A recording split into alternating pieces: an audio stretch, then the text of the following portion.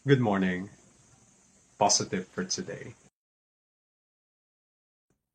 Baka kaya matagal maghilom yung sugat mo because you keep on touching it. And the worst, you always allow other people to keep on touching it. Alam niyo po, sa pagpapagaling ng sugat, sa kalooban man or sa labas ng katawan, laging may tamang panahon. Tamang panahon ng pagpipisil-pisil or paghawak para matansya yung lalim ng sugat, paglilinis, paglalanggas, pagpoproseso or pagbabahagi nito sa iba para hindi maimpeksyon, lumala, or madaling gumaling. May tamang panahon din to let it go, to let the wound heal by itself. Sana dumating yung panahon na sabihin natin, enough na, okay na, pagagaling ko na to at hindi na mauulit ang sugat na ito.